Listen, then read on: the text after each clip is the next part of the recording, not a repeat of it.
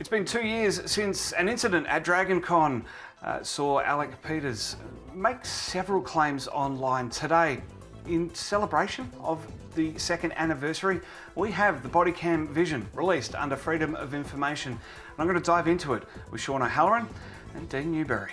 Celebrating 20 years of Trekzone, this is a Trekzone conversation. Well, it is a Trekzone exclusive today with that BODYCAM Vision. We will get to it in a second. We're going to deep dive into it with Shawn and Dean. Gentlemen, thanks for being in to Trekzone today, 2 years on from that incident. Thank you for the invitation, Matt. It is a thrill to have you guys here. Obviously, we've been dissecting it over the last couple of years. Alec has been making claims online about the incident, the time that was involved. The only way to prove that he was wrong, Shawn, is with the cameras that we're recording. The whole interaction, we not only have that, we now have the police BODYCAM Vision as well, which shows the aftermath of your terrible rendition of Happy Birthday. Well, I mean, the incident is what it is. It's we've kind of talked about it ad nauseum. I confronted Alec at DragonCon for his post where he claimed that he wanted to go 10 rounds with me, and I believe Justin Burton as well, and he called me a coward for not confronting him at STLV a couple of weeks earlier, and which is odd because he's said afterward and over the past year or so that I did confront him at STLV. But I was at DragonCon. I went there, I spent a really good chunk of money to stay there and at the Marriott because I literally got my room when I showed up and spent $1,000 on my room alone for 3 days. But it wasn't to, confront him, but the opportunity presented itself. And so I had let's just say it was against my better judgment to do this. I confronted Alec expecting that he would just say no when I asked him if he wanted to go 10 rounds. We would have it on film or, video recorded, and that would be the end of it. And then we'd make fun of him. But it didn't go that way. And Alec decided to reach over, smash my phone out of my hand, take it, try to delete the footage.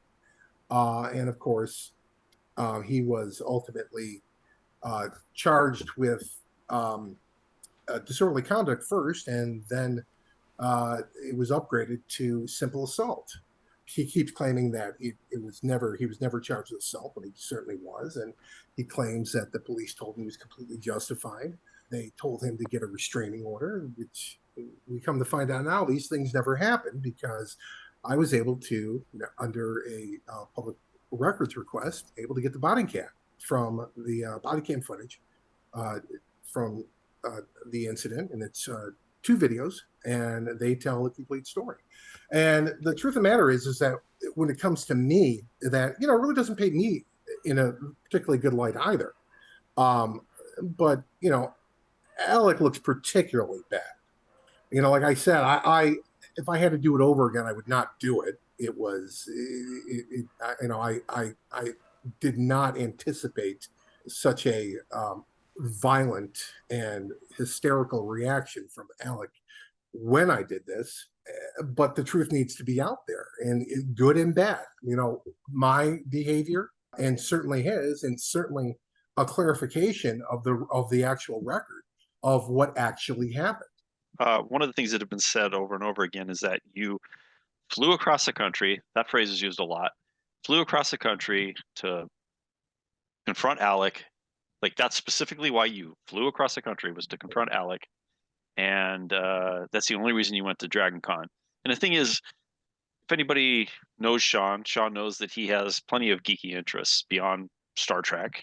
He and I share a love for Transformers, for example.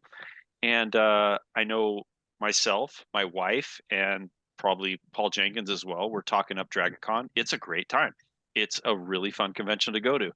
And it didn't take much convincing for Shawn to go. The thing that happened with Alec was completely totally incidental to Shawn simply attending the convention, and myself as well. I've missed the last couple of years. I'm as we're recording this, DragonCon is taking place right now. I missed last year, but I started going in 2007. I was a continuous attendee from then right on through till what was the COVID year? 2020? Yeah, I think 2020. that was the year they took off, was 2020. That was the only year I missed from 2007 forward. So I had plenty to say about DragonCon to my friend Shawn about how great it is and how much fun it is. And I know, aside from the incident, Shawn, you would agree you had a great time. Otherwise, I had right? a great time. Honestly, even after I was thrown out, I had a great time. I went out and hung out with you guys afterward. We had a blast. I was there for my friends. I was there to help Paul at his booth, Paul Jenkins at his booth, and that's why I was there. The fact that Alec was there and it presented an opportunity was, as you said, incidental. Yeah, very much so. And I think that's kind of, I think, we've talked about it on the show before. Shawn, you're a past guest of Trekzone as well. Dean, yourself as well. We've talked about the way that this has gone for a flipping fan film. I think that's the main thing. And there are these two sides, because it is what it is. There are these two sides that have formed of this camp, and it's just absolute bonkers, really. I think is the only word to describe it. Yeah, I would agree with that. And my rhetoric, over the last 2 years, simply because of this issue, has been toned down. I'm avoiding just straight up personal attacks, but my criticism of the Axanar production and Alec Peters does continue unabated, despite of threats out in the ether.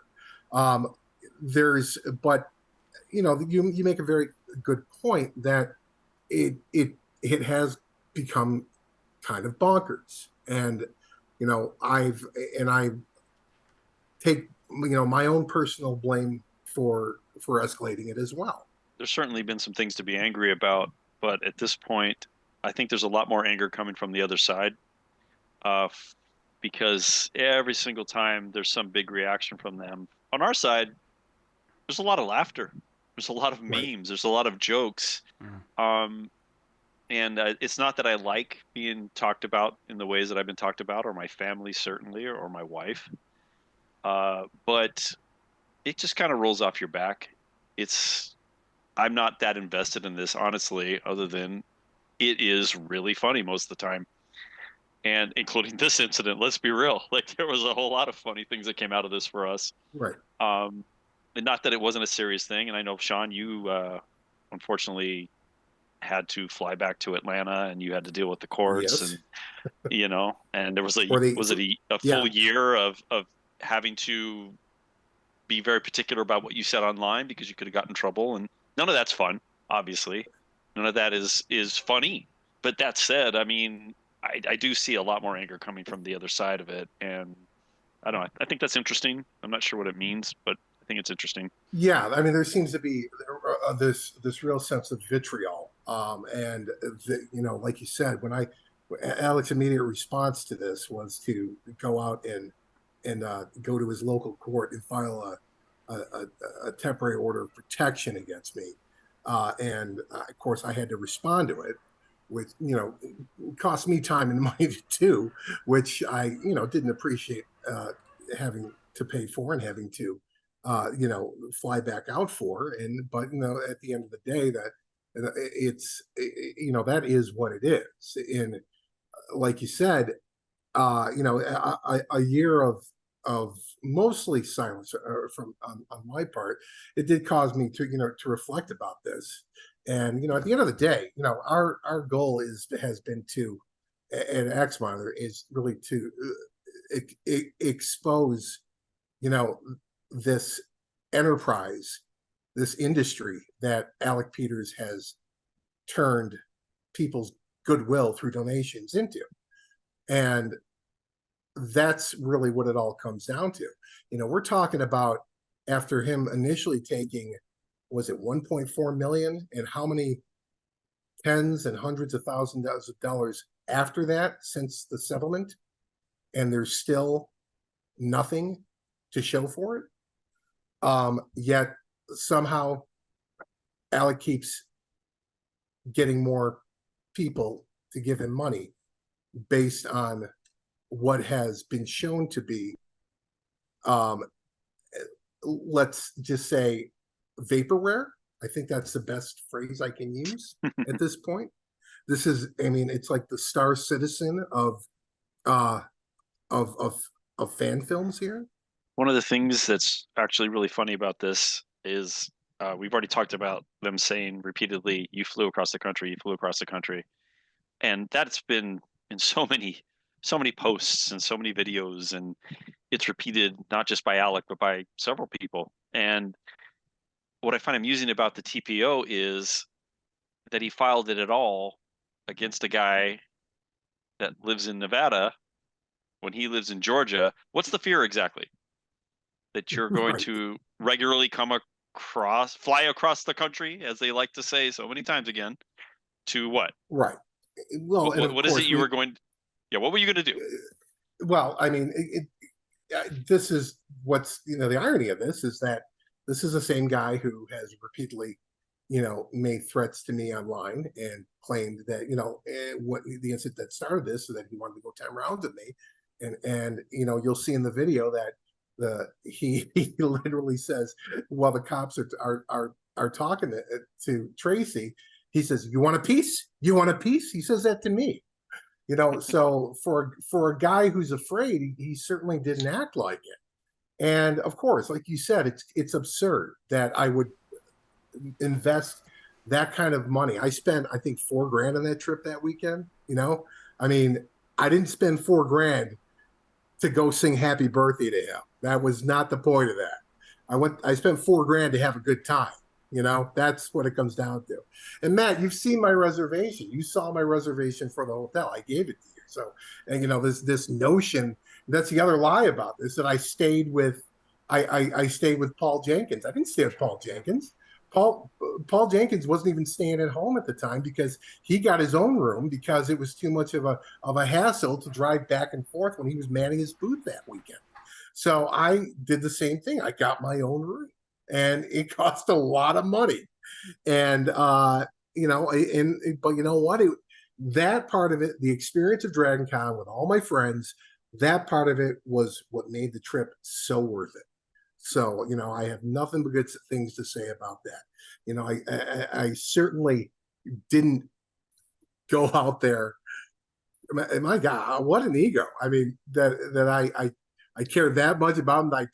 I did a whole Dragon Con trip for $4,000 so I could sing happy birthday to him and confront him. So no, of course not. That's just absolutely absurd. I think the biggest thing as well is that this is kind of what it's become. It's this ego trip where he sees us talking online as some kind of ego trip for him, that this is all we've got to do.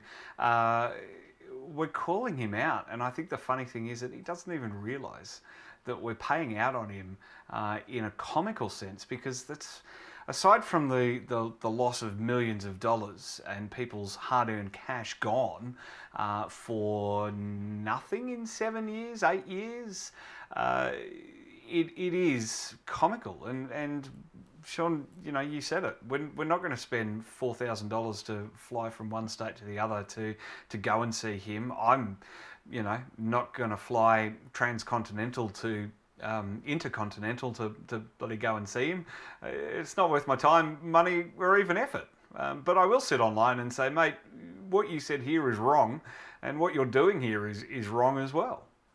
From the very beginning, he's been told this by his advisors. When Mike Bawden was his PR guy, he was told this by his attorneys. Just stop, ignore them, and he's never been able to, not once. And he exhibits, as we saw in the videos, and you'll see with the body cam, even with the police. He has to he has to be told repeatedly to stop and to follow orders, because he has that he exhibits so little self-control, and he has to, for whatever reason, explode. And one thing you can say about me on the video, first of all, if you've seen our video, you see I never once touched him. The only thing I did was tell him to give me my phone back when he didn't. I pushed the table apart, grabbed my phone. But even, more poignant is how I behaved with the cops as opposed to how he behaved, and how hysterical he was, how he kept interrupting the cops, kept arguing with the cops, and I didn't. I just told him what happened.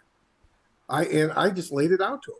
And then I showed him the evidence. We showed him the videos. We showed him Alec's original post. And that changed the demeanor of everything. I wanted to say, going back to the reasons for Shawn coming to Dragon Con, because Shawn, you mentioned that you were helping Paul at his booth. And there's been some stuff made about that. Like, I remember something about him saying, well, Dragon Con confirmed that Shawn did not have a vendor badge, which means what? It means exactly nothing. Because Right. I have been going to conventions. God, man, I think my first Comic-Con was early 2000s, and I went to smaller conventions before then, and then eventually I became a part of, like, the fan community, volunteering at tables, volunteering at fan tables, volunteering at vendor tables. I never had a badge for that. I have worked with the autograph vendors at Dragon Con itself. I never had a badge for that. This is not an uncommon thing. People volunteer at tables. People volunteer at conventions, Right. working directly for conventions all the time. So it's not unheard of. It's not unusual for someone such as yourself to simply go help a friend at their booth. I had a guest badge. It was a guest badge. I was a guest of Paul Jenkins at his table. And by the way, that's another thing that Alec claimed, is that Meta didn't have a table, and so that I was making the whole thing up. Absolutely not. The video shows, first and foremost, that Tracy, she had contacted Jamie, who was in charge of the fourth floor, to let her know that me, his helper, was being escorted off property. And then the video shows me going back up to Paul's table and retrieving my property. I had my bag there. I had a whole bunch of comic books that I had purchased at this convention. This is, again, back to this notion that I was just there for Alec. It's just absurd. Well, was it a meta table, or was it what was Paul promoting while he was at the convention? That might be all of his works. It was Paul Jenkins' table is what it was. It was in the comic book row, the artist row, I believe. I think they've said that Meta didn't even have a table. That might be accurate only in the sense of it wasn't labeled as a Meta table, but it was definitely Paul Jenkins' it absolutely was not. It was Paul Jenkins' table, exactly. Yeah. In fact, if you were to look it up, if you were to look it up in the directory, it would have been under Paul Jenkins, not Meta. We were right next to it. I think we were sitting next to Chris Claremont, I believe. I mean, that's what the table was. It had nothing to do with Meta. Yeah, absolutely. As we're seeing here in some of the vision, I've just sort of spooled ahead a bit and just seen here so that we can see, what we're talking about. This body cam vision is here. We have two officers and their body cam. Shawn, as you said at the start, you obtained it under Freedom of Information.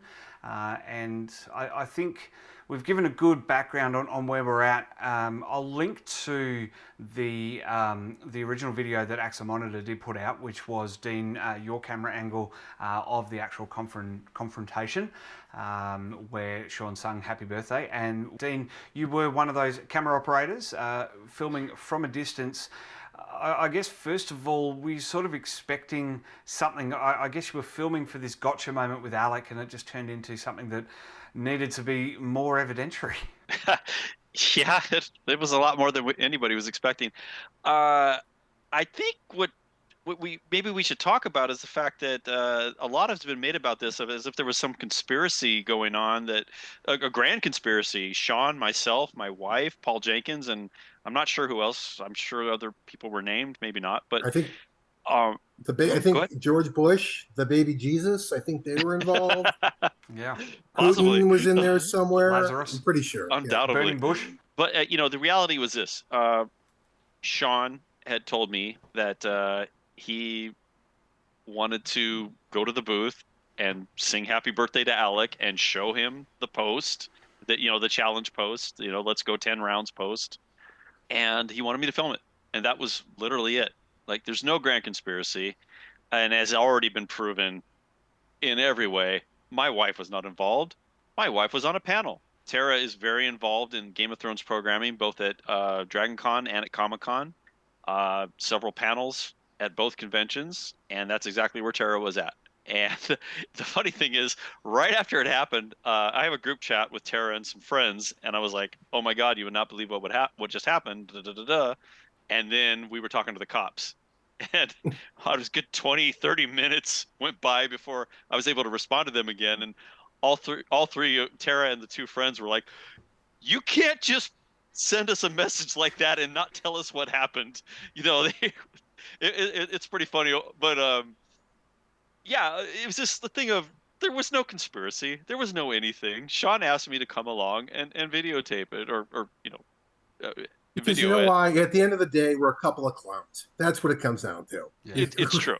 I think also too that it was kind of required for you, Dean, to be standing back. I know a little bit was made about how you were hiding in the bushes and you were doing the gotcha moment, but I think you were almost required to be at a distance to capture the wide angle of whatever the hell was going to go down, and whatever the hell did go down. You hiding behind a wall was something that was used. Yes. There's no walls there. What are you No. talking about? I mean, and I'm clearly, if you look at the video, I'm clearly standing right in the middle of the aisle. Like, Yeah. there was a point where I backed off because it was like it was over. The police were there, and like, I'm not going to run in and join the fray. My video stops. At that point. But like, cowering behind a wall. Shut up. Right. Yeah, and here's another fun fact that I'm revealing today, Trekzone exclusive, and this is proven like by that. looking at the video. If you look in my back pocket, I have a gift for Alec. It's a little hat with a chicken on it. At the I very was top. wondering what that was. Yeah, and I never got to give it to him I thought it because was a bunny tail or something you were cosplaying. no, it was a little chicken hat for him for his birthday, but he never let me get that far to give him his gift. So All that effort, is and what you it just is. wanted to go there to give him a gift, and he slaps your Yep. phone away. Let's set the scene with where we're going to pick up this vision at the start of these body cams that we have. Talk us through, as an Australian, I don't quite understand, is it security or are they police and they're patrolling the convention? Here's how this works and this is like in any major city in the country, this is the case. You have major events, at major facilities, arenas, sporting events, concerts. And what they do is they hire off-duty cops in full uniform. They're allowed to be in full uniform. They are actually acting as police, but it's a side gig. You'll notice that the video, one of the videos is entitled "Extra Job." That's why it's entitled "Extra Job." Right. Because they are working for the event, but they are working for the event under the color of law. They're actual police. I think it's important to note that too, because Dragon Con is an 80,000 person event. Many years, maybe not during COVID, but it's a large event. I believe it's the second largest fan convention every year. So incidents happen. They just do, both between attendees and Atlanta can be a little rough at times. There's things happening on the streets too, and people are traveling between hotels, etc. So a police presence is smart. There is also, it takes place in hotels. There's hotel security as well. Those people are around as well.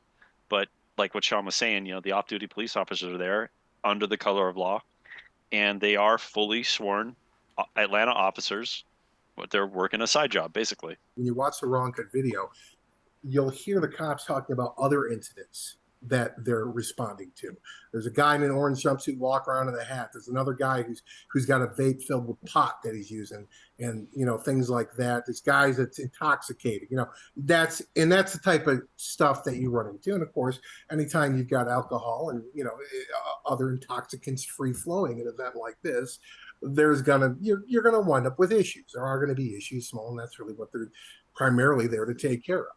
Let's dive into this. We're going to pick it up just as the call comes in from the BODYCAM. We're not going to play you the whole thing, the whole unedited thing. That is going to be out on the Axanar channel, I believe it is, Shawn. Yeah, it's going to be uploaded in a couple of places. It's going to be there. I'm giving it to the Axanar Fact Files YouTube channel as well.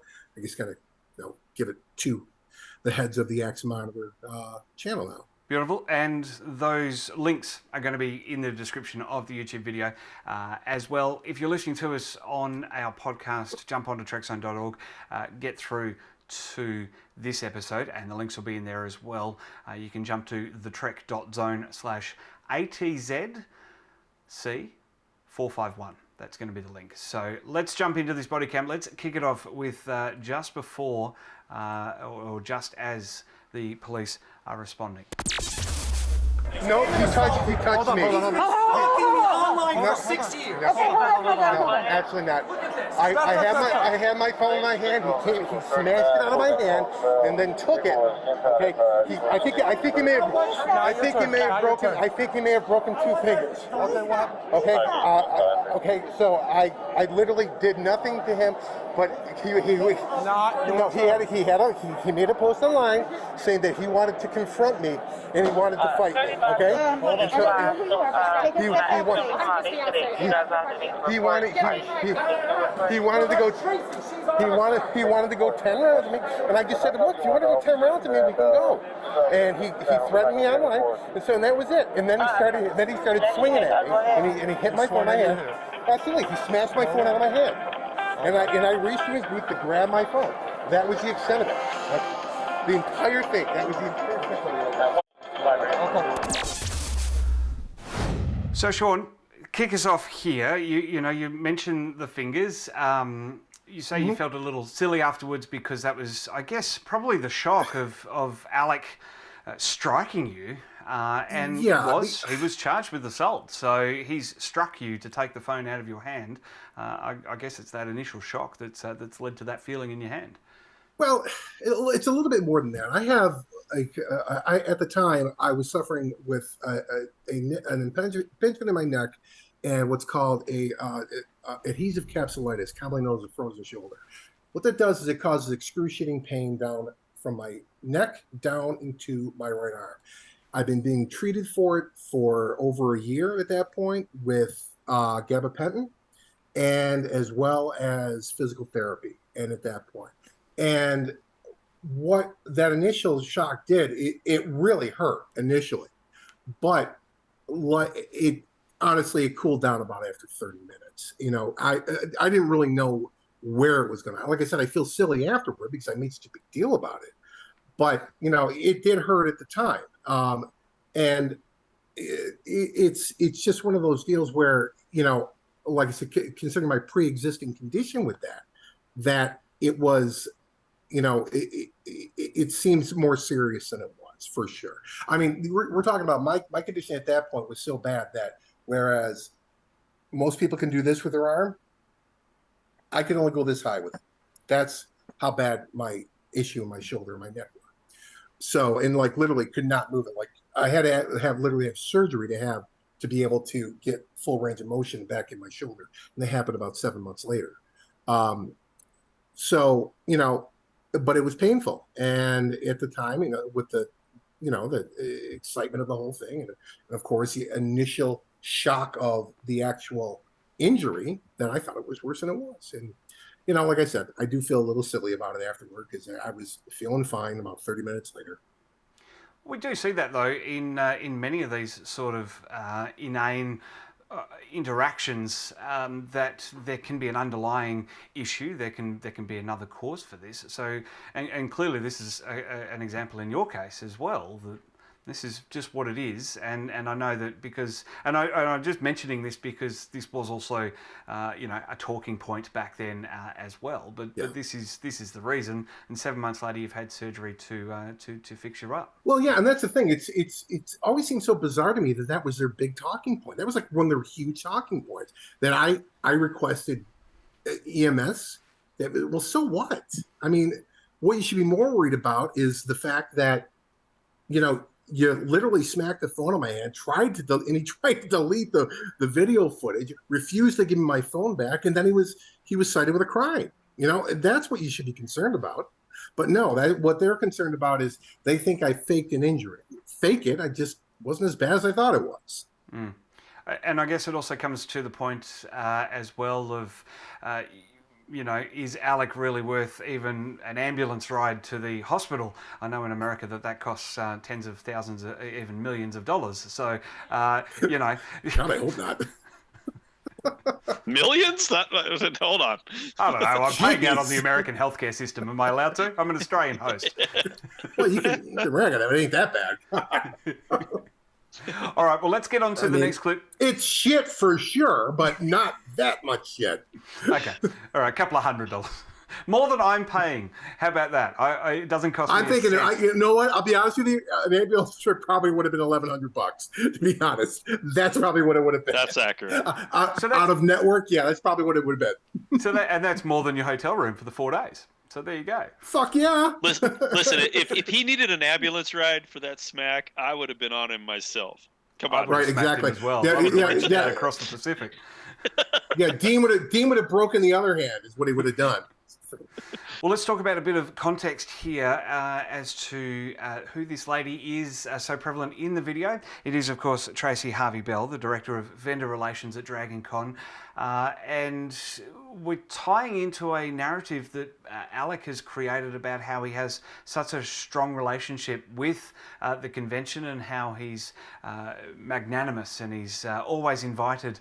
But this clip here proves that that's not necessarily the case. Snatching his phone. Okay. Or screaming at somebody like right, Okay. like I said, I would. So can you hold on a minute? Because Pat Henry is involved with this guy and doesn't want him here. So I really need to call Pat. No problem. I'm checking it. So Pat Henry, the owner of Dragon Con, wasn't aware of what was happening and is getting informed. Tracy there telling the police that this guy, as in Alec, is working with Pat. So Shawn, talk us through this relationship. Well, okay, so here's the thing. If you watch this clip, what's very clear is that, first and foremost, is that Pat Henry, who's the owner of Dragon Con, has not been informed yet of the situation involving Alec and myself. And her exact words there is that Pat Henry's involved with this guy. He wants him gone. So I need to call him. And why that's so important is that before he even knew about this, what she's saying is that Pat Henry wanted him gone anyway. And that's important to know, considering the claims that Alec has made since about how about his relationship with Dragon Con. And furthermore, people have made the false claim that Alec was banned from Dragon Con. Alec was not banned from Dragon Con, but our sources have told us that he was banned from ever being a vendor again at Dragon Con. And, I have no reason not to believe our sources, especially considering the fact that it's been 2 years and Alec has not had a booth at Dragon Con over the last 2 years. So you can draw your own conclusions from that. But, this relationship he claims to have with Dragon Con would seem to be non-existent, or not the relationship he claims it is, considering the fact that Tracy said before before Pat Henry even knew about the situation, he wants him gone. So just to dovetail off of that, what Shawn just said, right prior to the event, and I actually posted about this in Axanar on August 26th, people had been watching the schedule for Dragon Con, and there's an app for that, and you can look up people, and you can look up at events, and you can do keyword searches and all that sort of thing. And what happened was the Axanar events that had been planned suddenly disappeared shortly before the event. And while Alec's name was still in the app, you know, as a guest or a speaker or something, etc., there was still a fan film panel. There was no Axanar panel. There was no Axanar involvement. There was no Alec Peters involvement in anything related to fan films. So the only thing he had at that point was the booth. Everything else had been taken away. All right, well, it's time for our next clip here from the BODYCAM. As I said, and I'll keep mentioning it a few times, just to allay those fears of biased editing, the full uncut edition of this will be available on the Axanar Fact Check YouTube channel and other places as well. So grab the links in our description. But the next clip is where Alec's statement is being taken by the police. Let's check this one out. So I'm pressing just today, what happened to me? He being that guy. Yeah. Shawn comes on my booth, starts yelling happy birthday, because the other day was my birthday in my face. Calls me a coward. He's filming me the whole time. Okay. And he starts making threatening. I mean, the conversation was, you know, because he's been, I can show you a paper trail. No, that's fine. That's fine. 6 years he's been filming. We're talking about today. So he comes, I grab the phone, because he's filming me. He said, stop filming me. I grab the phone. I think I said it on stop filming. I'm not sure. I grab the phone. I take it. He comes through the booth, pushes me out of the way, grabs the phone. Right, grabs his phone. Pushes this table down. This gets knocked over, grabs for the phone. Yeah. And he's just like going on and on. I'll go 10 rounds with you, blah, blah, blah. This guy flew from Las Vegas for no reason to assault me. Hold on. So where was he standing when he was filming you? Right on the other side. Okay, he was standing there. How was he standing? He's like I think he had, I'm not sure if he was holding his phone. I think he was holding his phone. Okay. He was standing there and he has a sheet of paper. Where I crumpled it up and did something with it. And he's just, no, we don't, sorry. And so that's it. He pulls the camera and he goes, come on, let's go 10 rounds or something like that. Okay. The video's on his phone. Yeah. And so, listen. Right, I understand. Right. You know, after 6 years, I had every right to punch the guy in the face. Well, not legally, no. But I did it. Right. I grabbed his phone because he had no permission to film it. Well, we're in a public space. He doesn't need legal permission to film you. Okay. Right. Well, all right. So that's it. And that's it. And then I started yelling for security because the guy's, he's a psycho. Okay. So hang on. After 6 years, I had every right to punch him in the face. No, not legally, you didn't. I think that's the takeaway amongst quite a few things in there of Alec giving his statement to the Atlanta police. Not least of all, we should, of course, mention Tracy Harvey-Bell, the Director of Vendor Relations, who is an absolutely amazing woman through all of this. Not only dealing with Alec, but we will say as well, dealing with Shawn, dealing with everyone, dealing with this whole situation. A crowd has gathered what is going on with all these police hanging around, and she's done a brilliant job here as well. But let's get into the weeds here, Shawn. Let's break this down wherever you want to start. Well, you know, one of the first things that catches my attention, you know, this is again that contradicts his narrative, is this notion that I was sticking my camera in his face, sticking my phone in his face, where he literally shows the cops. This is one of the few times he's actually truthful in this. He literally shows the cops exactly where I was standing, exactly how my phone was. And of course, my video shows the exact, well, Dean's video shows the exact same thing. I had my phone up to my chest like this. I was holding it like this the whole time. I did not reach across his table. I was on the other side of the table. And and furthermore, you know, it's not the first time he said that.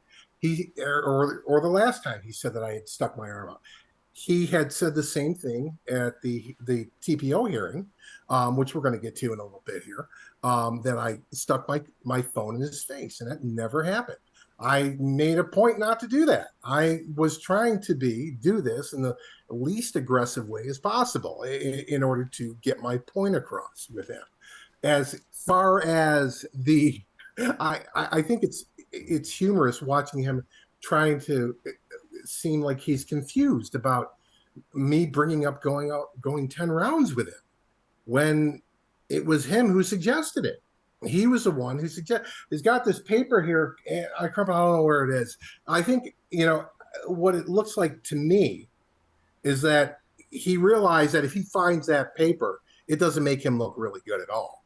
But of course, as we find out later in the videos, the cops actually got to see exactly what it was, and they did a nice, they got it right on their body cam. And so, this, I have no idea where all this is coming. I'm the victim here is, again, absurd. It's an absurd narrative. He made it very clear, and he's made it very clear before, that he wanted to engage in some kind of confrontation with us. So I gave him the opportunity to have the confrontation with the intention of knowing that Alec is going to back down. Alec is going to cower away. I didn't expect option 3, which was what he did. And another point here is that the cops ask him if he has a TPO. And mind you, Alec had claimed online that the cops told him to get a TPO. Cops never told him to get a TPO. Cops asked him if he had one. And he asked them about what he does about going to get one. And they asked him why he didn't have one. And he said, well, he's across the country and everything. Well, I guess that kind of disproves this notion of how scared you are of me if I'm all the way across the country. So, just a couple of things to point out here is that his own words, and of course, the words of the cops are completely different from this narrative that he put out online. Now, they mentioned this next point that I want to make, Dean, and get your thoughts on. There is this escalation from online to the real world, but I think it proves that they are all bluster, especially Alex saying, I'm going to go 10 rounds with you. And then the first thing he does is yell for backup, or the only thing that he does is scream for backup and wants everyone else to deal with it. And he claims that he's the victim, and he's continued this narrative over the months that have followed as well. Dean, kind of an outside observer almost, what's your sort of take on that? I think the phrase he got in my face, or he was right in my face, however he put it, is completely inaccurate. I haven't been in a proper fight since grade school, but I used to play ice hockey. About 10, 11 years of my life, I played ice hockey. I've seen plenty of fights. I've been in a few altercations, we'll say. And I know what getting in someone's face is and what that phrase means. It is not standing 3 feet or 1 meter away from the person you're talking to and filming them, while you sing to them and say rude things to them, right? That's not getting in someone's face. That's not inciting violence. That's, if I can't smell your breath and I don't feel your spittle on my face, you're not in my face. So the escalation was uncalled for. I can understand like Alec being annoyed. I mean, I can understand him being annoyed with all of us. Like we're annoying, by design. But that said, Shawn was not in his face. He was standing across the table from him. He was, he was filming. The lashing out, the slap was just not justified. I mean, Alec could have called for security the moment he knew it was Shawn. Yeah, and further, that's bingo, and that's exactly what is revealed in this. Is that I explained to the cops, because cops asked me, why did you keep walking back and forth? And I said, because he kept talking to me. He wanted to continue this conversation. He wanted to continue to talk shit.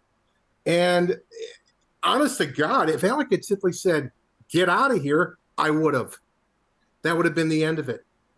But it got escalated to the point where Alec exploded and had to lash out violently.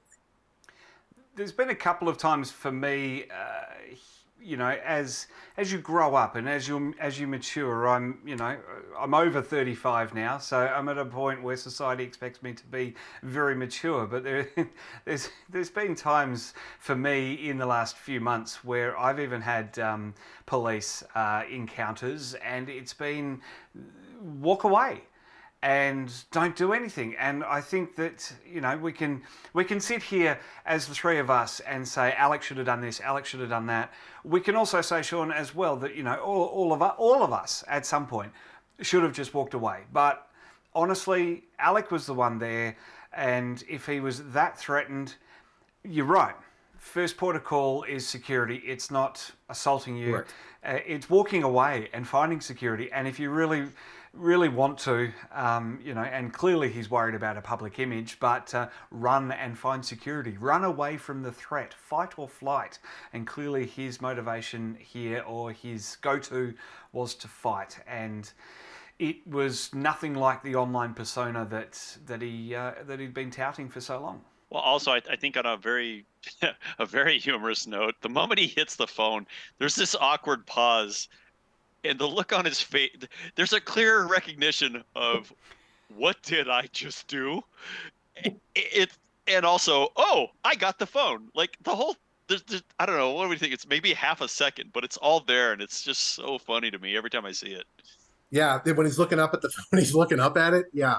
And then he's trying to delete. He can't figure out how to access my photos to delete the video, which is what he was trying to do.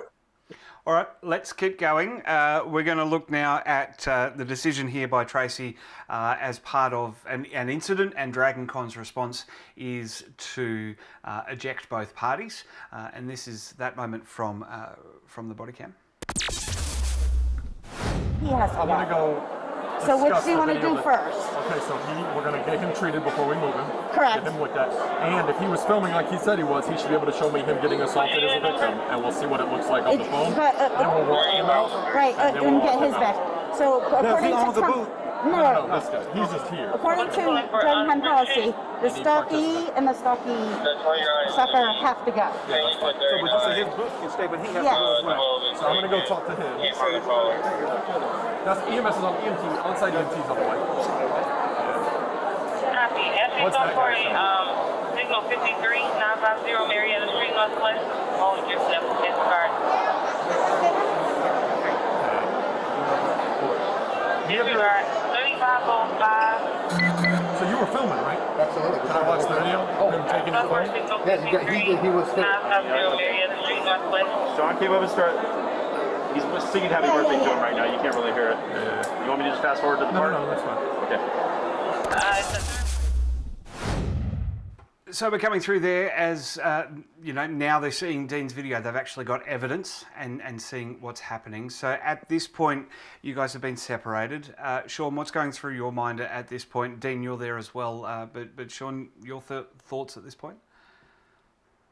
Well, my thoughts, I was still kind of in shock over the whole thing that had occurred. But, you know, at the end of the day, I knew I hadn't done anything illegal. You know, as the cop had explained to him, and I didn't even know that, you know, at this point that the cop explained this to him, that filming someone in public is not a crime. There's nothing illegal about that. You have no right to privacy in a public space. So, and I know I certainly didn't do anything but retrieve my phone. I didn't touch him. Even when I grabbed my phone from him, I made no physical contact with him. But not only did he make physical contact with me with the initial smashing of the phone, he also pushed me after I grabbed my phone from him. So, you know, and of course the police see all this, and they knew exactly, you know, who was to be cited there. I think too. Just to add to the the filming thing, the back of every DragonCon badge literally says you might be filmed. That's just the nature of a convention. There's cameras everywhere. I mean, it's probably the DragonCon badge is more referring to like actual DragonCon photography. But the point being, you're at a convention. There's people walking through the convention, you know, with selfie sticks or just filming or, hey, look at that costume, look at that booth, etc. Like that's just a normal thing. So, yeah, absolutely. There's no right to not be filmed in a public space, especially a convention. Exactly right. Let's keep moving. We've got the next bit of this body cam is the police having the meeting. They've worked out, they've been told by Tracy that you both need to leave, and this is at a point where they work out the plan to keep you guys separated.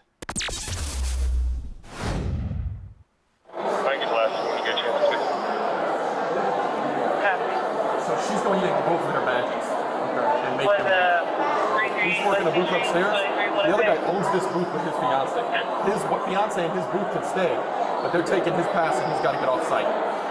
So y'all can just hang tight. But he's going to have to get off site and he's going to have to get off site. We're going to walk him out first, and then the other guy will walk out, and we'll take the other guy out the lower deck. But then he's got to stay off site. Okay? Like that's why we'll all hang out. The sergeant knows you're here. And we'll be. Did you read the text? Then what did it say? I don't have my glasses on. Oh, I'm sorry. He printed it out and made a form and gave it to him, obviously trying to agitate him. But it's actually the guy in the booth like, hey, you fat effer. This has been going on for a long time. Back and forth between them. So it's a message from the other guy to him, calling him all kinds of names and stuff. Why he messaged him first. Right. Oh, no. I'm just saying that was what was on that. He was, the guy in the booth was like, oh, he gave me a paper. Well, that's what was on the paper. Oh, gotcha. So, how do they even know each other? It's a long-standing year-long feud, like a couple of years. So he said he's assisting an artist booth on the fourth floor. No, I'm just letting you know. I contacted Jamie, who is the director on the fourth floor, to let him know that Paul Jenkins' booth person is going to be escorted out. Is fire on the way? Yes, they got it. So we're referring there as well to how Paul Jenkins didn't have a booth and there was no reason for you to be there.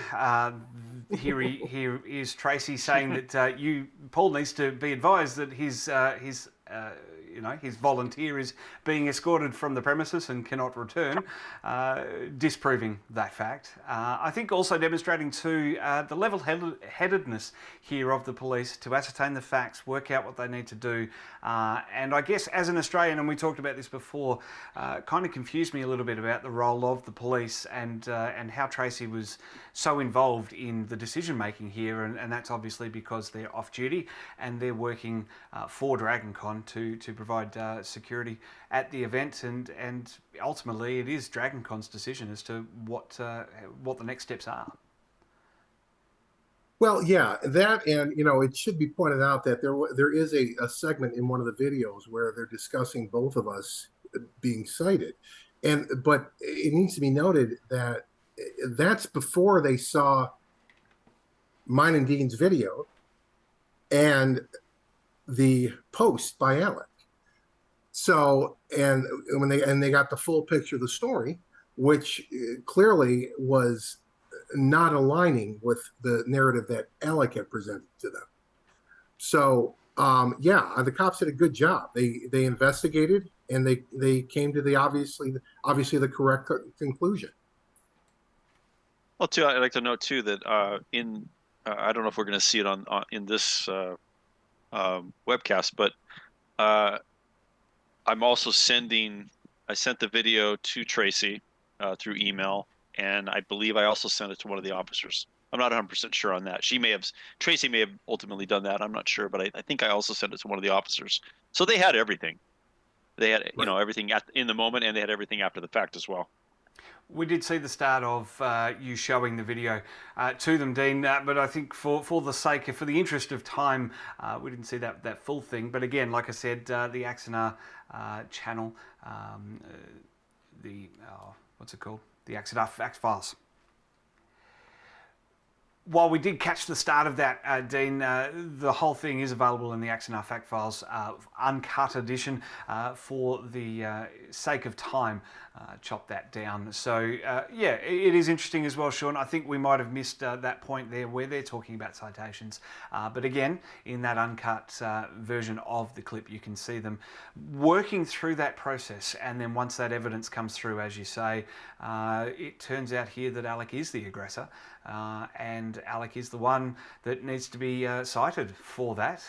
But per DragonCon rules, you both need to leave the building. Right. And, again, back to what I said before in the very beginning, I want to be completely transparent about this. You know, I have no disillusion here about, you know, how I wind up looking on this, because I don't look that great. I honestly don't. Justified in what I did in response to Alec to get my phone, for sure. Should I have said anything? Should I have confronted him to begin with? No, it was a bad idea from the beginning. It was a misguided attempt at trying to make him look foolish, when the fact of the matter is he does that plenty fine on his own.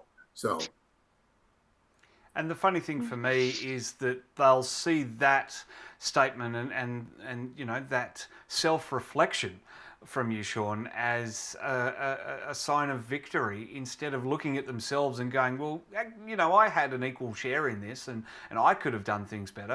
I being Alec, certainly could have done things better. And, you know, in typical fashion, we're not going to see that from Alec. It's just going to be, see, I was right all along. He only pursues me, and he's doing this, and this is crazy. And it's not the case. We're never going to see that admission from Alec, that self-reflection from Alec. Oh, yeah, and I don't. Go ahead, man. Dean. I'm sorry. Go ahead. Oh, I think it's even worse than that, because not only do they justify it, but they constantly say, Alec in the early video, he says that Shawn assaulted him. It is just bizarro, upside down, backwards world. No. Alec hit Shawn, and Alec is the one that got charged with, the term was simple assault, correct, Shawn? Well, first he was charged with disorderly conduct, and then after a couple of days, that charge was upgraded to simple assault. Yes, and and Alec has continued to lie and say that didn't happen, but of course it did. We have the documentation to prove it. Exactly, and for the last 2 years, it has been a constant. Anytime this is talked about, Shawn assaulted Alec. That's how it's always put. That's how it's always phrased. That's how it was put on the day. Alec telling them that he got assaulted by Shawn. I mean, honestly, it's astounding. And Shawn, like, you know, for real, you admitting that, like, you don't feel good about how this went down, or that you did it at all, like, that's commendable. We have never heard not one thing like that from the other side, from the other camp. It's all about how you flew across the country and assaulted Alec, which, okay, the only truth of that is you flew across the country. You did not assault Alec, period. So let's keep moving forward in this timeline. We have, you know, 45 minutes roughly of body cam footage to get through. We're about halfway through now. The decision has been made to remove both Alec and Shawn from the convention and not allow you back for the weekend. So let's pick this up now when the police are walking back to the Axanar table, and they're going to let Alec know. Give Alec the news. Verbally, but he didn't really do anything that I could cite for. 1360 Street Northeast is a better location.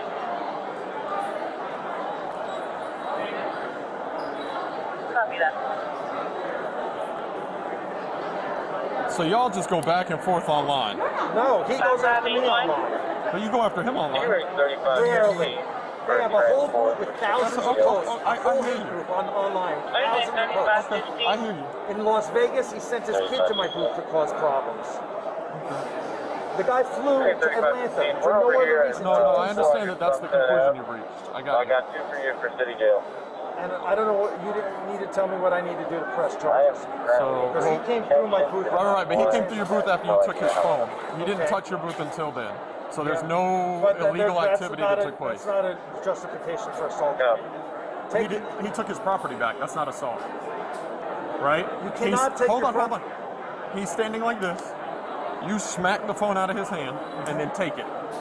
And then walk a step back into your booth. Okay. So at that point, either you've stolen his property or which he comes in and gets, right? So he did not violate any city ordinances or state ordinances. It's all on 2 cameras. Okay, you understand? So that's where that is. As far as you getting a protection order, I'm not sure, because he lives out of state, how you would go about that. We're going to find out. Yes, ma'am. That's yours. Now, is he going to be banned from the show? Yeah, his pass is getting taken. Where did Tracy go? So here we have Alec once again repeating this narrative that has been proven false. The police don't believe him, and they're telling him as such that what he is saying is wrong. Yeah, and this is again, we're back to this, and if you notice how agitated the cop is, having to explain this to him, that one, I didn't do anything wrong, and two, he's the one who did. And which, of course, is in complete contradiction with this narrative he spun for 2 years. The fact is, he assaulted me. That's it. And, he sheepishly has to concede at the end when it's becoming very clear that the cop isn't buying it, because the cop has seen all the evidence, including our videos and, of course, his own behavior directed towards me online, asking for the confrontation. So I've got another time code here from the body cam. We've had him at the booth, and the cops are, as you say, Shawn, they're getting sick of him repeating these claims that are not true. It's been proven with the evidence that has been provided. They're escorting him out at this point. They've arrived at a goods lift, and this is an interesting interaction as well. Once again, going to this point of Alec saying the police say I should take out a TPO, a temporary protective order. It's not actually the case. Take a listen.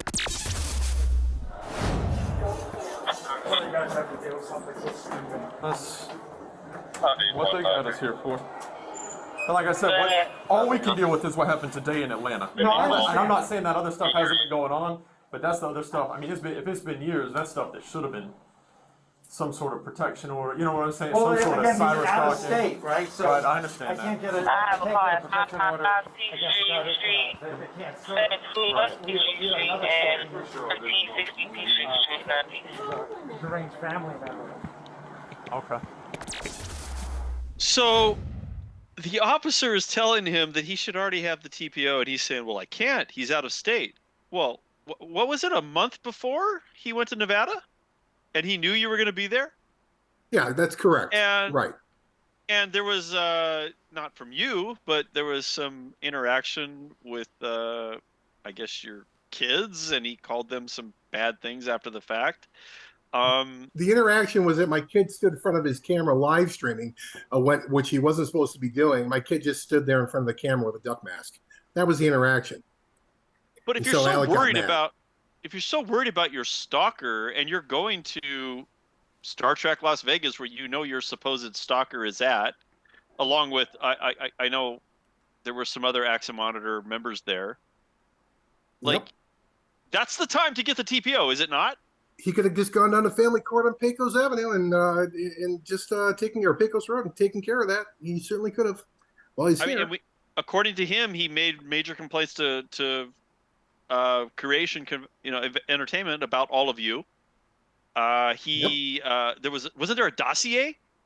Was there something? Yeah, there sure was. Right. Yeah, he sent. This is the thing. He sent the dossier, and I believe he also sent it to the quote unquote dossier to both STLV and to DragonCon, and we have the photos of him having a fit because his booth was put right behind ours at STLV, and we didn't say a word to him. We had nothing to do with him, and it's this alleged fear of us, but he doesn't take the actual channels to go through the actual channels ahead of time. So yeah, I mean, it's just it doesn't make sense because frankly nothing he does makes sense. I mean, these are not the actions of someone who is afraid of so-called stalkers. That's correct. Agree? Yeah, 100%. All right, let's move on to the next clip where we've made it outside now. We've gone through the loading dock. We're outside, and Alec has his interaction, the finale of his interaction with the police. This is where he's actually cited for the original offence. Let's take a listen.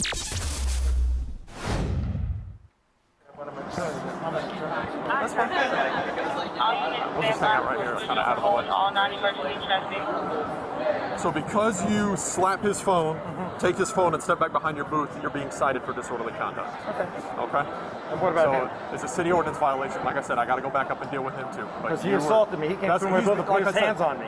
After you stole his property, right? Okay. He did not come through your booth until you touched his property. Okay. So That's not justification, though. And if it is, it's a matter of fact, it's a decision for That's for fine. the That court. sounds like a great decision for civil court. Right. But from a criminal matter, I cannot charge him with a state assault charge for getting the property back that you unlawfully took. Okay. So what do you mean charging me, what is that? You're getting a city ordinance violation ticket. A ticket? You'll be on your way. Yeah.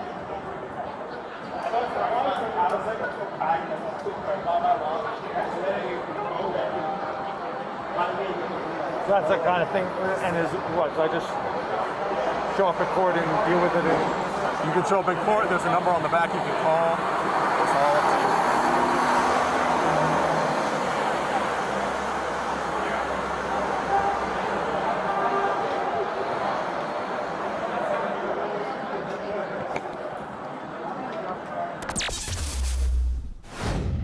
I just wanted to hold there on that because the gravity of the situation, I think, is weighing on Alec.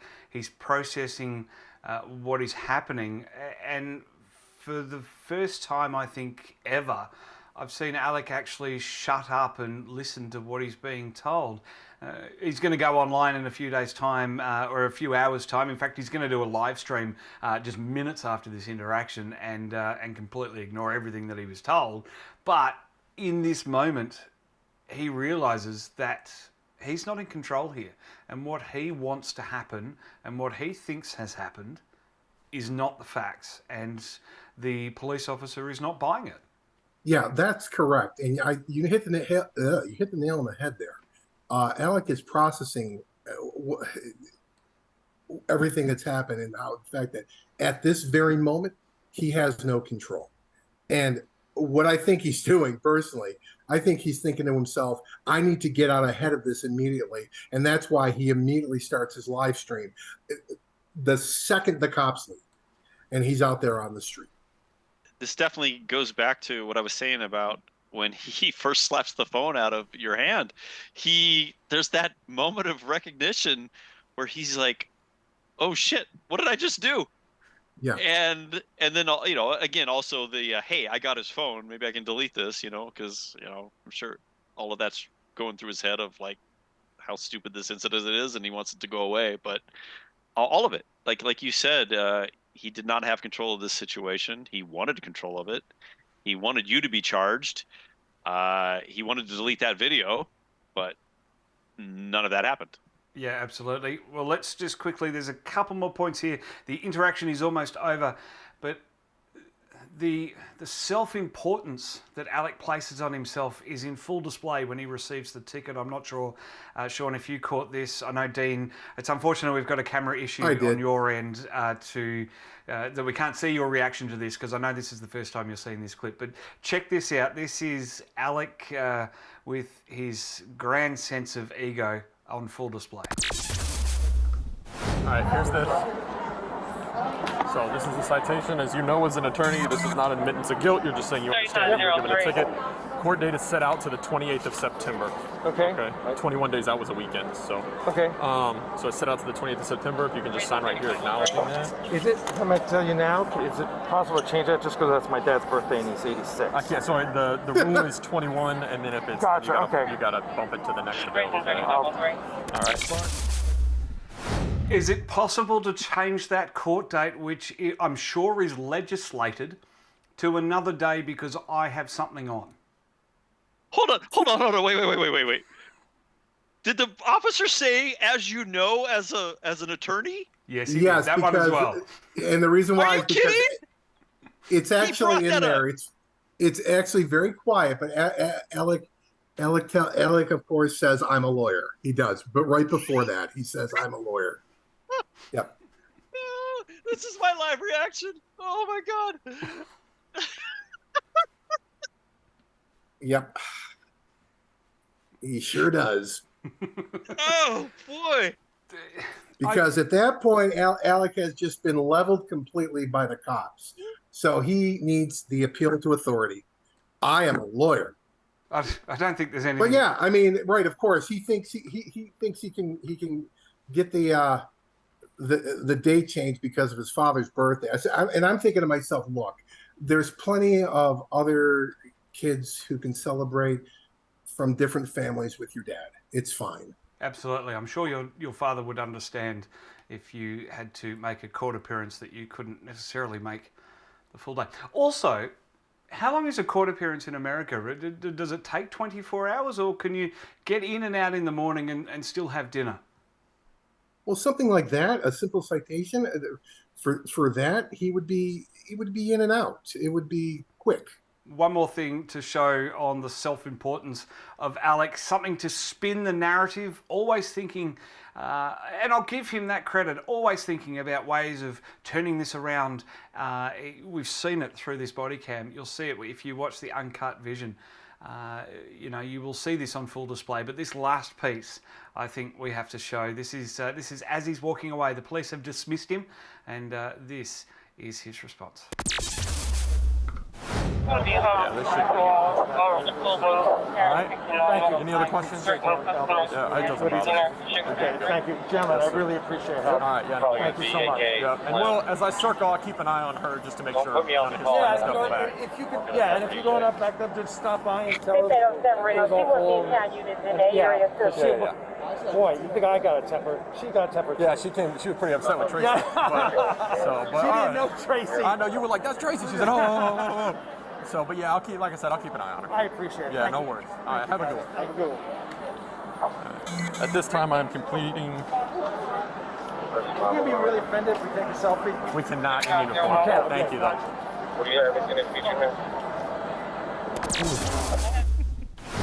Would you be offended if I take a selfie?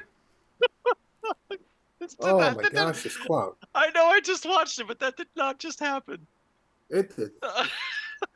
We're not making this up, by the way. This is not a lip dub. This is not AI. This is not deep fake or anything like that. This is police body cam vision obtained under Freedom of Information from the Atlanta Police by Shawn O'Halloran and given to Trekzone. First played here on Trekzone. There is no forgery. There is no editing happening here. Alec Peters is making these statements. Yeah, he asked for a selfie and really appreciated it after he just got the most royal smackdown of his life from the cops about his completely illegal behavior against me. Ask him for a selfie. Yeah. I've got nothing. I mean, it speaks for itself. I mean, what more do you have to say? Exactly right. I lost for words when I heard that when I had the first playthrough this morning in prep for this. So good.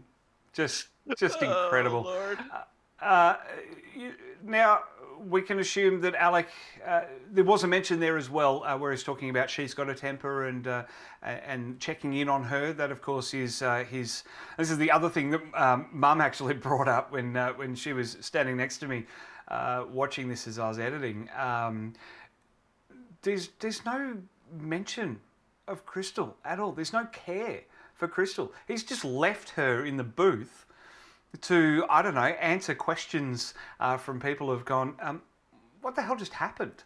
Nothing at all until the police just go, the police, I'm pretty sure, were the ones that said, oh, we'll keep an eye on her. Oh, yeah, by the way, would you mind? Yeah, that'd be great. So, all about himself, nothing about his girlfriend that he loves dearly. And also in the vision that we saw of the actual altercation where he shoves her off because she doesn't know who Tracy is. That was something else. Well, I mean, look, I'm not going to comment on their relationship. That's between the two of them. But Yep. But you are correct that it is kind of telling. Of course, I mean, we've seen it before with Alec. Everything's about him. I mean, it's entirely about him. What I find more humorous about that exchange is him trying to name drop Tracy again. And Tracy's the one who says, Pat Henry wants him gone, even before Pat Henry knew about the situation, even before he knew about the altercation that happened. So, whatever. I'm not particularly surprised either way. Yeah.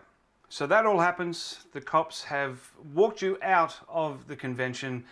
You're done. You have a ticket for disorderly conduct. That gets upgraded in a couple of days to simple assault. So you go home, you pack up your toys, and you don't talk about it ever again because you lost that one. Not quite. This is what you do next if you are Alec Peters. All right, everyone. Hey, it's Alec, and I'm outside of Dragon Con, and I just finished talking to the 2 police officers who came after Shawn O'Halloran, my stalker for the last 6 years, and the owner of the Axanar hate group on Facebook, assaulted me. The guy flew across the country, came up to my booth, got in my face, and filmed me the whole thing, trying to create an incident. Now, I'm a lot smarter than that asshole, and so I didn't hit him in the face as much as I might have liked that. And we're across the street here. And so he's filming me, and I knocked his phone out of his hand, and then he came through the booth, assaulted me, put his hands on me, knocked our booth apart, and grabbed his phone. So that's what happened. Let's make sure we understand the facts here. He flies across the country for no other reason than confront me. That is stalking, and I'm going to get a temporary protective order on Tuesday after Dragon Con. I'm going to be down at the courthouse. I didn't think I needed it. I didn't think he was so crazy to actually assault me. So one thing I can say about that live video that he put to Facebook, and we can see exactly where he is in relation to the interaction with the police. He's literally just down the road a little bit, not even a block away. He says that you assaulted him, Shawn, but not only that, I'll give him some credit here. He's actually taken a moment to look both ways and then cross the street. Well, he's got that going for him at least. He doesn't want another citation. Did he avoid another? I think he still jaywalks. Maybe he should have gotten one. I don't know. Well, so tell me about this, and I have to give him credit because he trumped me on this one because, like I said, you could see as when he finally got quiet at the end there, after it was explained to him again why he was being cited for disorderly conduct, you could see the wheels turning, and he was planning on getting ahead of this immediately, probably knowing full well that I wouldn't, because I planned on telling people what happened and letting people know what happened, but I wasn't going to immediately jump on Facebook and do a live stream and say a bunch of bullshit. So, of course, props to him for that. He got his narrative out there preemptively to get his spin out there on what really happened. But what I like about this, what we're doing today, is that we're juxtaposing everything that happened, all of the video, all of his interactions with the police, and then it juxtaposes against this and how 180 degrees it is from the truth. So, people can draw their own conclusions from this. I'm not going to convince any of, his supporters of anything. They have their own mindset already about Alec and about me, of course. And, that's fine. But for me, it's a matter of the truth needs to come out, even if it did take 2 years for it to come out. The rhetoric was there for months afterwards, and those posts are still there, where he says that he was justified. Dean, I know that you're sharing a version of the Axanar blog that you've captured from the time before it got edited. The live version, still online now, is not actually the original version.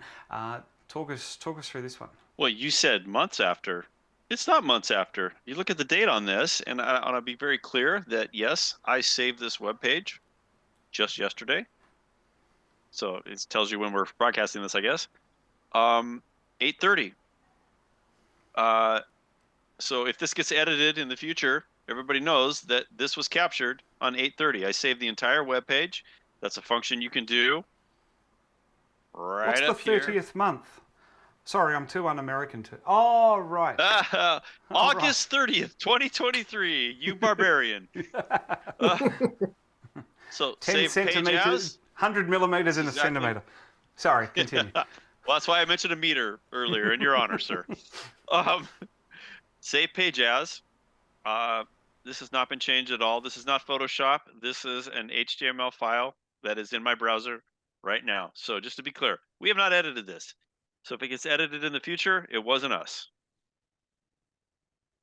So that said, this is the comment or the blog he posted September 7th, just days after the event took place. I'm so curious about what happened with the FBI.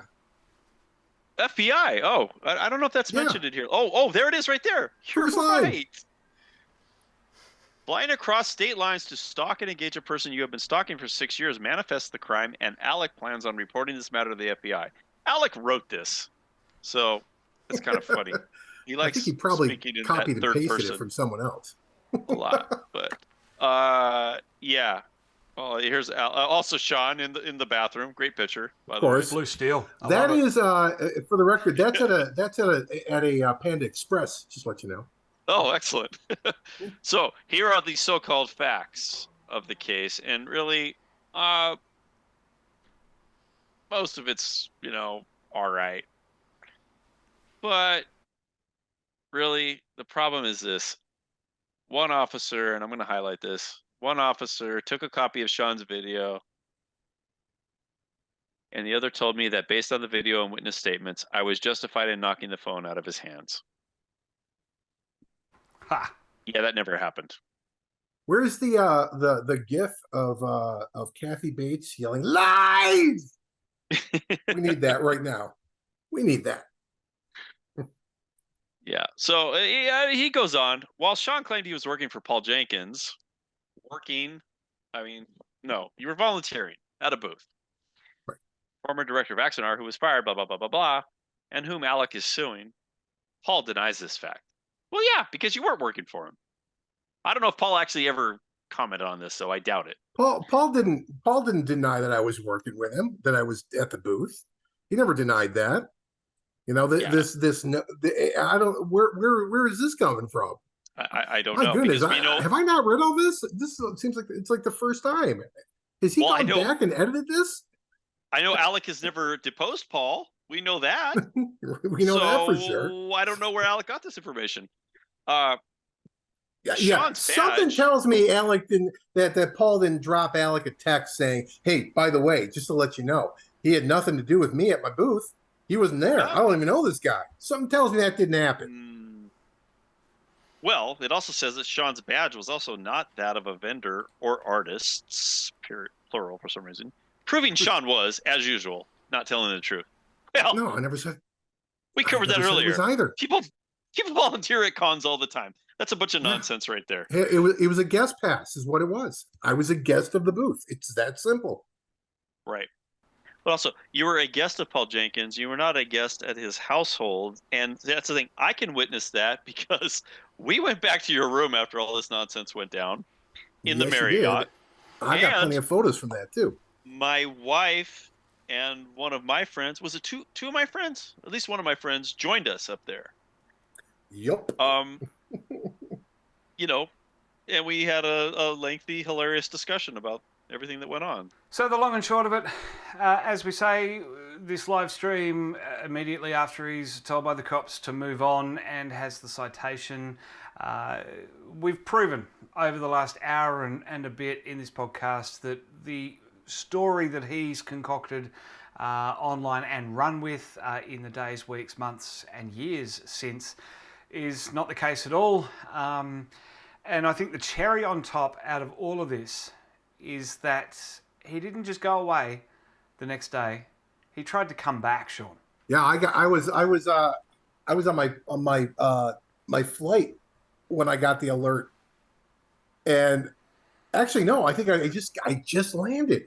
and I was driving home, and I was on I-15 north, and I almost drove off the road because I couldn't believe it. I was like, you got to be kidding me.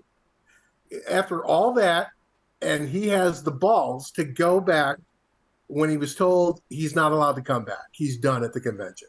Yeah, we have pictures of the event. We know he was wearing a vendor badge, and he had a different badge on, and it must have been his Eternal badge, because he is an Eternal Dragon Con member, and that's, if you haven't gone to Dragon Con, you know people buy passes for the weekend, but you can also spend a whole bunch of money and buy a forever pass, and you just automatically get that every year. So he went back in because the rules don't apply to him or something. But he wasn't allowed to stay, was he? No, because somebody, I don't recall who, alerted Tracy or somebody that he was back, and yeah, he got that badge taken away too. So the long and short out of all of this is that we haven't seen him as a vendor at STLV or Dragon Con since then. There's always been something else happening on those weekends. So certainly an interesting turn of events. Shawn, Dean, final thoughts? We know he's not, as you just said, he's not a Dragon Con vendor. I don't know what his official status is with Creation, but we haven't seen him back there. He also was barred from going on a cruise, official Star Trek cruise with CBS. He just seems to have a way of getting himself, I don't know, banned from all these things that, I don't know, Shawn, what do you think? Well, I think what we're saying, he just has a way about him that makes him so endearing. I think is what it comes down to. Look, at the end of the day, the whole point of me and you doing this was to set the record straight. Okay, I have been defamed enough for the last 2 years over this that it was finally time, now that I have the full evidence from the Atlanta Police Department, to show exactly what happened, to unwind this narrative. And like I said, I'm all about full transparency here. I'm going to have, we're having the entire uncut videos. One's 45 minutes, the other one's 30 minutes. They're both going to be posted so people can see the entire raw, unedited footage, and you can draw your own conclusions. It's pretty straightforward what it is and what happened. I think the one thing we can count on, though, is that there will be immediately accusations of cherry picking footage. Sure. Even though you post the entire video unedited, it will somehow be cherry picked. It will somehow be spun in his favor. And the thing is, you have admitted that you regret the whole thing, and you would have done things differently or not done anything at all. We won't get that from him. We won't get any introspection. No, it'll be the same. Stalker this, stalker that, flew across the country. Their favorite phrase when they talk about this. Alec was justified. You assaulted him. That part is not going to change in that camp. I guess what we can only hope is that, some people that are on the fence or, undecided maybe see this and go, oh, okay. Well, maybe Shawn shouldn't have done that, but Alec is a liar. I mean, I think that's what we could hope, is that a neutral party and not give him more money, for God's sake. And the other thing about it is, if they want to claim that anything that's uploaded has been edited and cherry picked as far as the raw footage, look, all they've got to do is file a request with the Atlanta Police Department. You get it yourself. You can get you can get it too. It's out there. Shawn, it's available. It. That's been said to me. Yeah, I think, what? Now that you mentioned it, I think I will. I will provide a link where anybody can go and make that request. Absolutely. And I think also, too, you mentioned that the stalker language is going to continue. The the accusing Shawn of assault is going to continue. You didn't mention what they're going to continue to say about me. Alec calls me a little whiny bitch, and also continues to mention my viewership. Despite the numerous times that I've said this is a hobby, I don't care about ratings, and people will tune in if they want to watch something. And these sort of videos do very, very well indeed. But it's not about the views, it's about putting it out there and giving that information. Carlos and I, back when Carlos was around, God, I miss him, but when he was around, we were talking about just putting these things on the record. Here are the facts. We're not getting emotional. We're not getting fired up about any of this. This is what happened. There's some introspection going on. There's looking at Alec and there's looking at both sides of this and just going, well, look, both sides really didn't kind of come off very well in this. But at the end of the day, Shawn, you weren't sitting on social media making lies and typing lies and maintaining lies and having all of us AXA Monitor members eating out of the palm of your hand with every single lie that you told. Right, exactly, and I never have. And what it comes down to is, it's very difficult to try to prove a negative. Alec doesn't have to prove anything that happened or didn't happen, because he can just claim it and people will believe it. So for me, I'm just going to present the evidence and see where it leads. That's it. Well, I think it's interesting too, though, Shawn, you don't have a financial interest in telling this story. You don't have a financial interest in spinning this story in your favor, or also in admitting some fault in this. He absolutely does. He absolutely has. Yeah, I'm sure that some of his supporters have thrown him a few bucks because, oh, poor Alec, he's stalked, he's oppressed by CBS, he's this, he's that, right? Right. And I mean, it's ridiculous, and I don't know.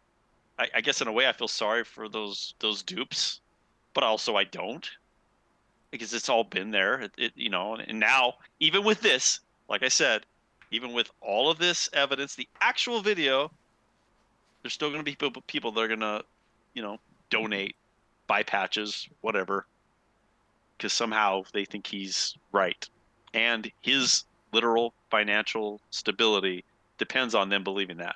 Exactly right, Dean. And the perfect way to finish this, I think, here is the facts as we presented them. If you want to see the full uncut version of the BODYCAM vision, as Shawn said, just under 30 minutes for one clip and over 44 for another one, presented in full, uncut, unedited. It will be available on the Axanar Fact Check YouTube channel very, very soon. Have the link down in the description here on Trekzone. Shawn, Dean, thank you very much for beaming in to this extended Trekzone conversation. Shawn, thank you for obtaining the vision under freedom of information and providing it to Trekzone for a first run exclusive. Gentlemen, thank you very much, and we'll see you again real soon to talk more Axanar. I have no doubt about that. Thanks so much, Matt. Thank you, Matt. Thank you, Shawn.